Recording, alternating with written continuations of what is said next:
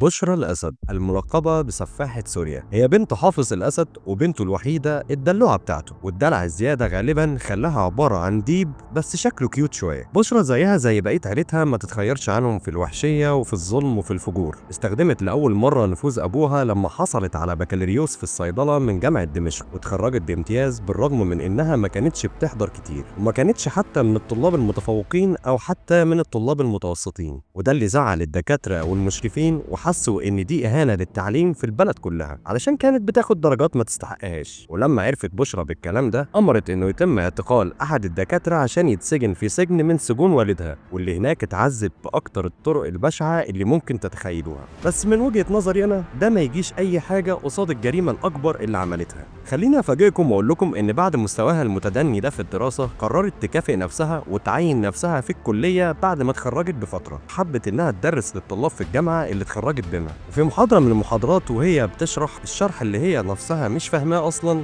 طالب بحسن نية حب يصحح لها الكلام في أحد المحاضرات، وقررت إنها تعاقب الطالب ده بأصعب عقاب أنت ممكن تتصوره. دي حبسته بعدها سنين، ولحد النهاردة إحنا منعرفش مصير الطالب ده إيه. بشرى كانت معروفة بعلاقاتها الكتير، وإنها كل يومين تبدل من عشيق لعشيق، وفي مرة من المرات أعجبت مدرب الفروسية بتاعها اللي كان اسمه رامي الشاعر وكان من أصل فلسطيني. ومع مرور الوقت يشك باسل الأسد في العلاقة ما بين الاتنين لغاية ما يتأكد إن في حاجة ما بينهم. ولما عرف أبوها حافظ قرر إنه يختار رامي، وبعد محاولات من بنته قرر إنه يبعد رامي وعيلته وينفيهم في روسيا. وأول ما رامي اتنفى قرر حافظ الأسد إنه يجوز بنته لدكتور خاص، الدكتور محسن بلال، وكان من عيلة كبيرة جدا. وبعد فترة مش كبيرة بينفصلوا عن بعض، وبعدها بفترة تعجب بشرى بقاصف شوكت، واللي كان المرافق الخاص لبشرى واللي كان دايما مقرب للسفاح حافظ الأسد. وتحول قاصف من مرافق أمني لعشيق، بس في حاجات كتير وقفت ما بينهم، زي إن قاصف من عيلة متوسطة ما تلقش بعيلة الأسد، ده غير مشاكله مع باسل الأسد، وده اللي خلى باسل الأسد يسجنه سنة 93.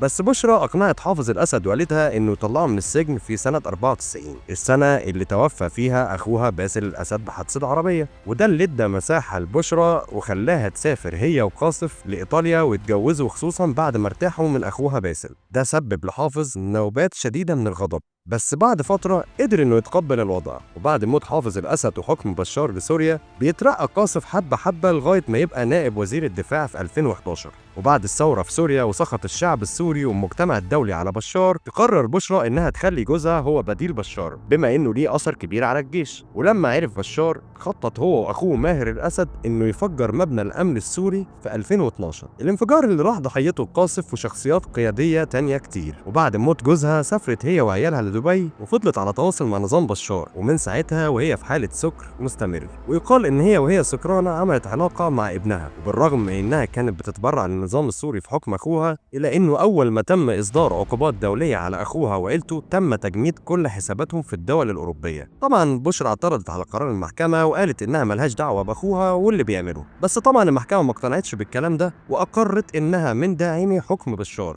ودي كانت نبذة بسيطة جدا عن جرايمهم، وما خفي كان أعظم.